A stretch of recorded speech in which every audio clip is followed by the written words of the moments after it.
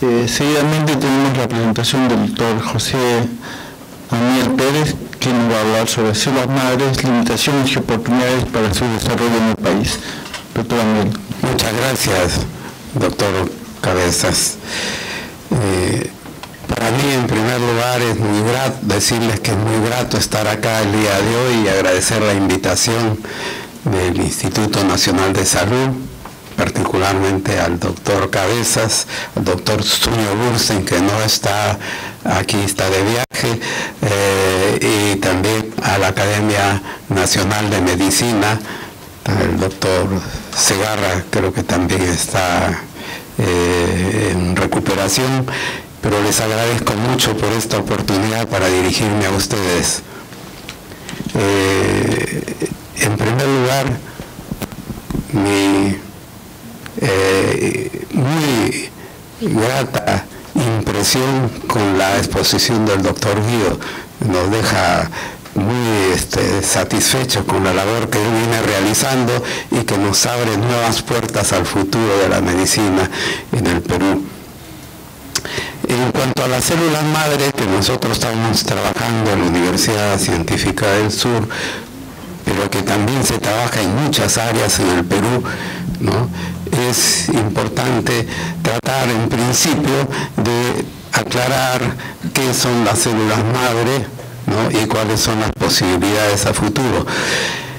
Las células madre son células que tienen la particularidad de dividirse asimétricamente y después de ser células indiferenciadas pasan a ser células diferenciadas, es decir, células de distintos tejidos. Y esto gracias a una serie de particularidades que iremos viendo. En realidad las células madre siempre han existido en el hombre, en los animales y en los vegetales también. Esto por el hecho sencillo de que cuando se forma, en el caso del hombre, ¿no?, el feto, por acción del espermatozoide sobre el óvulo, se forma una sola célula que es indiferenciada. Esta se multiplica en 2, luego en 4, en 8, etc. Estas células que se multiplican así asimétricamente quiere decir que se multiplican dando una célula madre por un lado y otra célula diferenciada cuando el ambiente así lo establece, de tal manera que siempre adquieren características propias del ambiente en el que se encuentran, el medio en el que se encuentran. Esto permite, por una parte, mantener la vida de las células indefinidamente y por otra, tener siempre células diferenciadas. El nacimiento de las células madre para nuestro conocimiento se debe esencialmente porque el hombre inicialmente las utilizaba incluso, pero sin saber especificar de qué tipo de células se trataba, si se trataba de células madre. Adquiere una acepción correcta a esto cuando el hombre logra aislar las células madre. Las células madre al iniciarse, como dijimos, se multiplican 2, 4, 6 y forma primeramente la mórula. La mórula da lugar a la formación de células indiferenciadas que son totipotentes, quiere decir que pueden formar todo tipo de células, incluso no solamente las células normales, usuales, sino también las células que dan lugar a la fertilización y que permiten la vida, es decir, por ejemplo, a células extraembrionarias como por ejemplo la placenta. Estas células luego pasan a unas semanas más, pasan a formar el blastómero, ¿no?, los blastocitos que se forman ahí, que son ya no 6 o 8 como en el caso de la mórula totipotentes, sino que son ya células que son pluripotentes y que están en número importante dentro de las 70 o 100 células que se han formado en el blastocisto. Estas células son pluripotentes, pueden formar cualquiera de las células embrionarias, que son 3 esencialmente tres capas embrionarias, el ectodermo, el mesodermo y el endodermo. Cualquiera de estas son formadas por las células del blastocisto y por eso se llaman pluripotentes, pero no pueden formar las células extraembrionarias, ¿no? La placenta, no pueden formar un ser vivo. Posteriormente continúa el proceso del embrión y cuando se llega ya a la etapa del adulto no tenemos casi células pluripotentes, solamente tenemos multipotentes. Esto quiere decir que no son capaces ya de formar las tres capas embrionarias que hemos mencionado, sino solamente una de ellas. Y el hombre adulto tiene células madre también. Entonces, estas células madre que tienen la característica de solo ser multipotentes, pues están en una serie de órganos y sirven para reemplazar las células que van muriendo, o aquellas que mueren porque había un accidente, porque hay un problema de tipo genético, etcétera, pueden ser reemplazadas por las células madre multipotentes, pero para una sola capa. Cuando el hombre extrae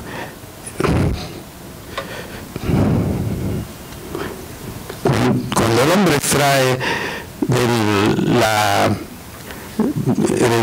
la blástula, extrae las células pluripotentes, entonces las aísla, las cultiva y encuentra, por ejemplo, que hay una serie de tipos diferentes, ¿no?, del blastocisto que dan lugar a células germinales, al proceso embrionario que sigue y continúa, y puede también obtener un carcinoma embrionario que da lugar a las células madre pluripotentes. Así fue aislado primero un teratoma, ¿no?, este grupo de células con la característica de poder multiplicarse y poder reemplazar los tejidos del hombre.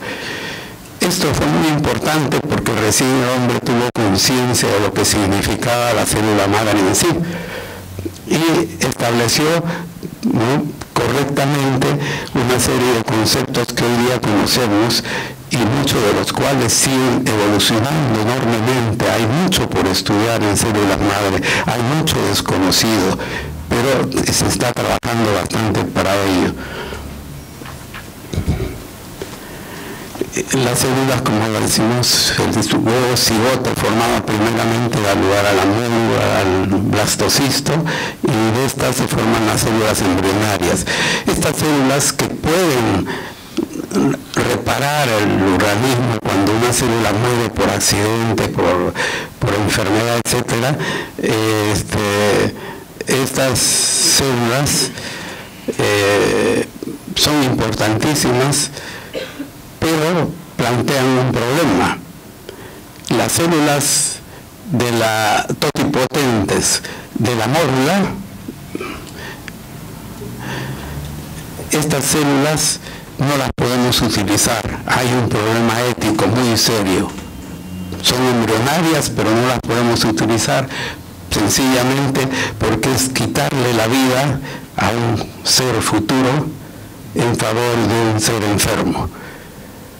Y nosotros no pensamos, el hombre no piensa que en absoluto deba sacrificarse ninguna vida.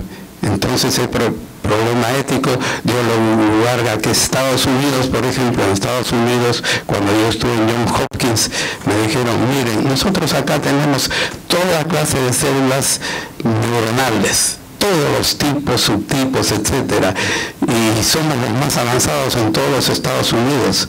Dice, pero estamos muy lejos del avance que se tiene en otros países del mundo.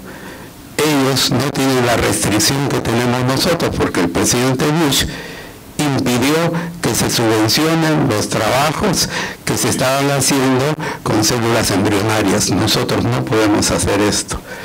Entonces, ese problema ha dado lugar a una cierta limitación en el trabajo con estas células embrionarias. Pero se siguió trabajando y posteriormente se tuvieron muchas otras soluciones para el problema.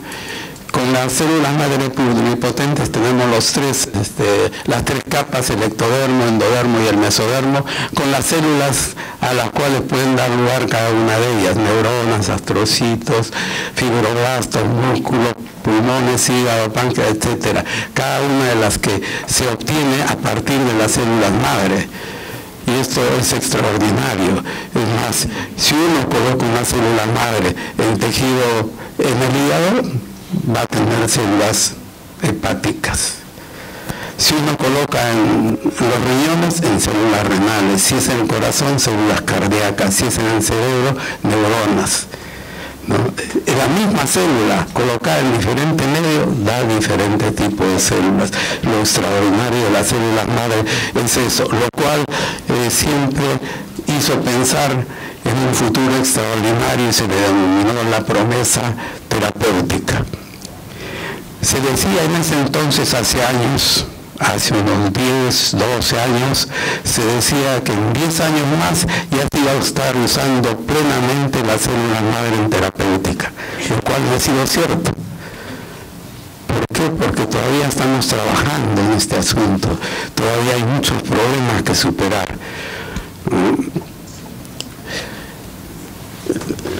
Las características de las células madre como aplicaciones en medicina regenerativa las estamos presentando, pero todos estos trabajos a la fecha, ojo, son experimentales, no se usan en clínica normal, son experimentales a la fecha.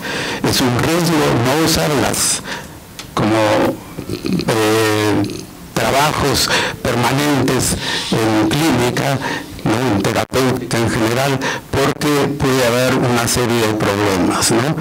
Entre ellas, por ejemplo, ya nos referimos a las éticas, las legales, los riesgos de cáncer, ¿no? Rechazo inmunológico, etc. Las células embrionarias presentan todos estos problemas. Las multipotentes también se está señalando una serie de problemas, pero esencialmente en casi todas hay un problema constante que es la cantidad y la calidad. Lo mismo en las pluripotentes, ¿no? Tenemos siempre el problema de la cantidad y la calidad. Este problema de la cantidad y de la calidad da lugar a que no siempre se tengan los éxitos esperados. A veces, como en cualquier medicamento, si nosotros aplicamos una dosis muy baja de un medicamento, no vamos a tener éxito en el proceso terapéutico, definitivamente. Y eso debe estar ocurriendo en muchos de los casos. No conocemos todos, pero muchos sí vemos que no tienen éxito por este problema de la cantidad y la calidad. Este problema legal que impidió el desarrollo de esto obligó a ciertos investigadores a buscar otro tipo de solución, entre ellos el cirujano Shinya Yamanaka de la Universidad de Kioto del Japón. Él estuvo pensando cómo podía resolver este problema y finalmente desarrolló un procedimiento por el cual, a partir de fibroblastos de ratón, logró regresar en el proceso. A partir de fibroblastos, ¿no? Logró regresar en el proceso que estamos nosotros señalando, es decir, el proceso inicial, ¿no? Al final tenemos nosotros células normales, adultas, no embrionarias, después de que el hombre que ha nacido, el ser humano, ¿no? Nosotros tenemos ya células adultas, le llamamos así, ya no embrionarias, sino adultas, y con ellas no hay ningún problema. En el Perú, casi todo el trabajo que se ha hecho se ha realizado con células adultas, no son pluripotentes, son multipotentes, casi todos. ¿Y por qué? Porque naturalmente hay una gran experiencia sobre esto. Hemos usado, por ejemplo, aspiraciones de la médula ósea, ¿no? Que dan lugar a un preparado especial que se supone que tiene una gran cantidad de células madre. Pero en el Perú todavía no hemos identificado células madre, menos las hemos cuantificado. Entonces no sabemos cuántas células madre estamos aplicando. La variación es igual que cualquier célula humana, ¿no? Los leucocitos, los glóbulos rojos, varían en los exámenes que se hacen permanentemente y el rango es bastante amplio. Y igual debe pasar con las células madre. Entonces, este es un problema que hay que tratar. Naturalmente, el esfuerzo que se realiza en la aplicación, por ejemplo, cuando se usa el aspirado de la médula ósea, ¿no? Que naturalmente puede contener una gran cantidad o pequeña cantidad de células madre, tiene que ser precisado mejor en primer lugar. Hay que conocer técnicas especiales para aislarlas y para cuantificarlas. Esto es muy sencillo. Entonces, cuando se trabaja en clínica actualmente, se trabaja con preparados de médula ósea que tienen una serie de otras células. No solamente las células madre, hay células de diversos tipos que acompañan a las células madre y muchas de ellas pueden ser beneficiosas para el individuo. Entonces, cuando aplicamos células madre aquí en el Perú, estamos beneficiando al paciente, pero no estamos siguiendo la regla científica de saber exactamente cuántas células madre son las que estamos aplicando. Entonces, pero sí es muy importante el desarrollo de este tipo que ha habido en el Perú, porque es la que nos está impulsando a trabajar más en la parte básica de las células. Entonces, Yamanaka logró de la célula adulta regresar hasta el blastocisto. No, hasta el blastocisto. Ese regreso fue importantísimo, porque al llegar al blastocisto no podemos nosotros decir que estamos hablando de una célula capaz de formar un ser vivo. El problema ha desaparecido, el problema con este tipo de células. A estas células se denominó células pluripotentes inducidas. Tenían la característica de ser pluripotentes, es decir, que pueden formar muchos tipos de células, como eran las células embrionarias. Estas células, muy importantes por supuesto, han comenzado a desarrollarse enormemente y entonces el avance es grande en este sentido.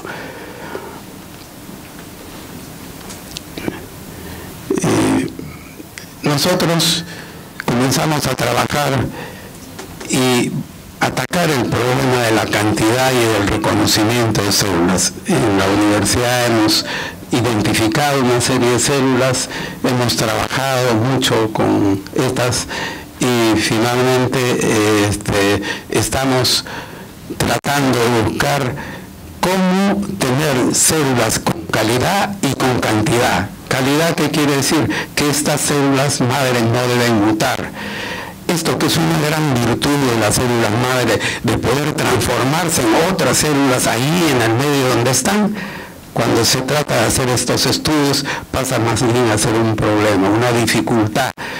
¿Por qué? Porque cuando trabajamos con las células madre tienden estas a mutar. Si nosotros las guardamos, por ejemplo, en refrigeración y tenemos refrigeradoras de 80 grados bajo cero, estas células madre no duran mucho. 6 meses, 8 meses cuando más, y ya mutan así, en forma espontánea.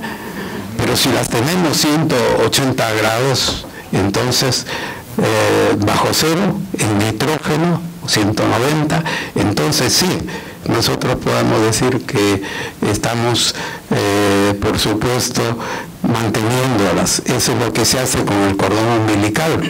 Muchos de ustedes habrán oído que el cordón umbilical se reserva, se guarda. ¿Por qué? Porque da lugar a células autólogas de la misma persona y que también son útiles incluso para la familia, por un lado, y por otras, al guardarlas así duran como 15 años más o menos hasta ahora. Estas células siguen avanzando y siguen desarrollándose y con ellas podemos tener una serie de cambios, solamente en este caso como multipotentes, es decir, capaces de formar uno solo de los tipos de tejidos que hemos visto anteriormente.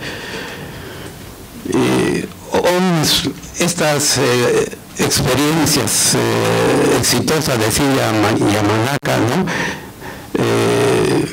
Entre ellas se lograba con una serie de factores de transformación, unos factores de transcripción OCT4, SX2CMYZKLF4, ¿no? Que son los que él utilizó para regresar a la célula pluripotente desde una célula adulta, ¿no? Adulta, que no era ni siquiera multipotente, ¿no? Sino un fibroblasto normal, ¿no? Regresó hasta las células madre pluripotentes inducidas. El problema de esta experiencia es que el porcentaje de células cancerosas era muy grande. Tenían un 12% en el 2006. Él recibió el premio en 2012, pero en 2006, aunque él creó esto, y se observó un 12% de las células que se obtenían inducidas eran células cancerosas.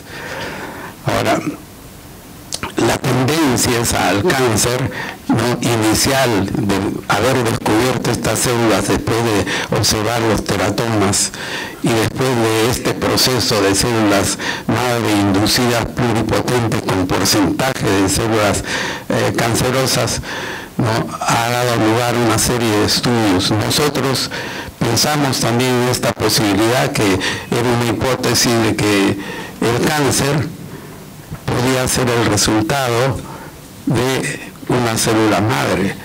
O también, como otros señalan, no, la célula madre existe, la célula cancerosa existe y se transforma en célula madre. Pero en cualquiera de los dos casos, ¿no? La célula cancerosa puede estar presente en un tumor.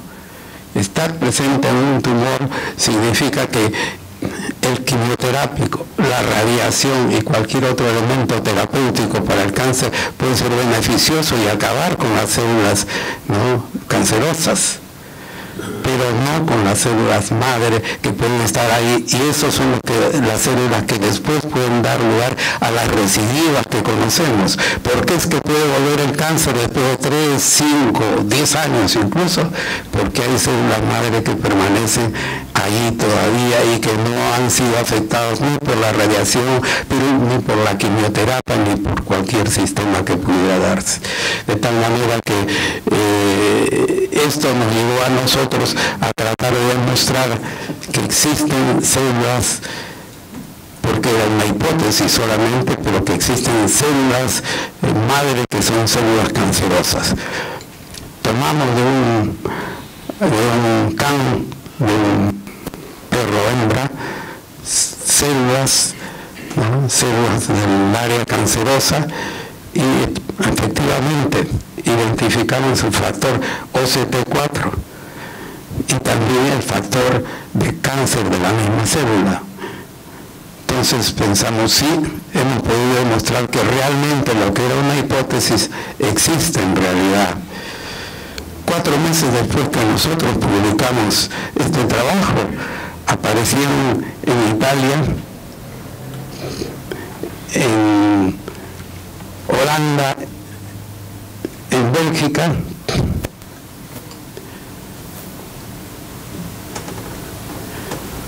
aparecieron trabajos, ¿no? Nosotros publicamos en el volumen de enero de abril de 2012, ellos publicaron más o menos en junio, agosto, etcétera, ¿no? Nosotros tuvimos de tumores caninos, ¿no? Pero ellos lo obtuvieron de ratones, ¿no? Generalmente, y claro, también lograron demostrar lo que nosotros ya habíamos comunicado acá. En realidad no le dimos la difusión debida al asunto, y claro, ellos aparecen como los primeros que han podido demostrar que en realidad existen las células madre cancerosas. Nosotros naturalmente pudimos incluso determinar la existencia del factor de transmisión nuclear NF-κB, ¿no? En tumores inflamatorios, etcétera. Entonces,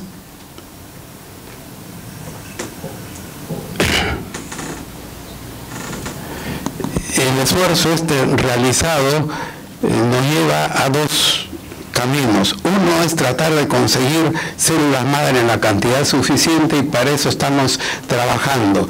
Sabemos que el suero fetal bovino, que se utiliza como estimulante del crecimiento de las células madre, es de origen animal y puede dar lugar a mutaciones indebidas. Entonces decidimos cambiar este estimulante de suero fetal bovino por extractos de plantas peruanas que se utilizan en medicina,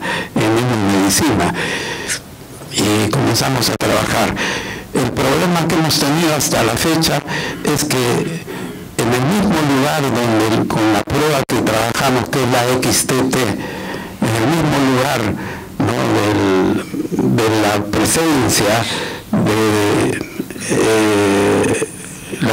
de células vivas que crecen, que pueden ser células madre, pueden ser células cancerosas, pero en el mismo lugar se ubican también la clorofila, que está en casi todas las plantas, y el betacaroteno también, y tal vez las antocianinas y otros pigmentos vegetales más que han afectado todo nuestro trabajo. De tal manera que ahora estamos rehaciendo el trabajo, hemos logrado eliminar el factor pigmento problema, ¿no?, y estamos trabajando ya para buscar realmente si es que en las plantas hay un estimulante adecuado para hacer crecer las células madre en el laboratorio. Eso es una tarea que estamos iniciando ya, pero correctamente, sin la interferencia de estos pigmentos. Algo interesante que hay que decir con respecto a esto es que ya ha comenzado una etapa diferente, ya no estamos tan imprecisos, ha comenzado el camino real que debe darse para el trabajo con células madre. Y este trabajo ha comenzado a partir de las células madre pluripotentes inducidas que desarrolló el profesor Yamanaka, y que por eso recibió el premio Nobel en 2012 en medicina. Este trabajo se muestra sobre todo con una publicación muy interesante. Ciencia, la revista Science, ¿no?, buscó en el 2014 cuáles eran los trabajos de más impacto en todo el mundo, y comenzó a hacer un tamiz a través de todos sus lectores. Se presentaron cantidades enormes de trabajos entre las mejores posibles, y al final, después de un tamizaje persistente, se llegó a 5. Y de las 5, en el cuarto lugar, ¿no?, con gran impacto, está el trabajo con células madre que están buscando resolver el problema de la diabetes. Importante siempre el trabajo de las células madre, porque podría resolver en definitiva los problemas. En el caso de la diabetes hay que estar aplicando insulina permanentemente. Pero si con células madre logramos reemplazar las células beta de los islotes de Langerhans del páncreas, ya tendríamos emisión de insulina permanente normal. No se ha logrado eso todavía, pero con células embrionarias todavía se ha logrado, después de 10 años de trabajo, producir in vitro en el laboratorio células madre, ¿no?, que dan lugar a células beta. Y han logrado incluso obtener a partir de estas células beta insulina, pero todavía esto en el laboratorio. No se ha logrado en la realidad en el laboratorio, de tal manera porque debemos esperar mucho más. Ya se piensa que las células madre inducidas también deben dar este tipo de células, y lo cual nos indicaría que estamos por lograr ya las primeras células realmente efectivas de las células pluripotentes con gran probabilidad. Es de esperarse pues que este camino siga así para lograr lo que nosotros esperamos, que las células madre sean una realidad. Esto es un verdadero canto a la vida, al desarrollo y a la mejoría de la terapéutica y de la prolongación de la vida para el futuro. Gracias.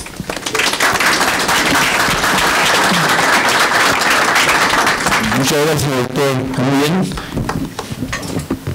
Igualmente, doctor Amiel, le hacemos llegar su certificado por su brillante participación. Muchas gracias, doctor. Muchas gracias.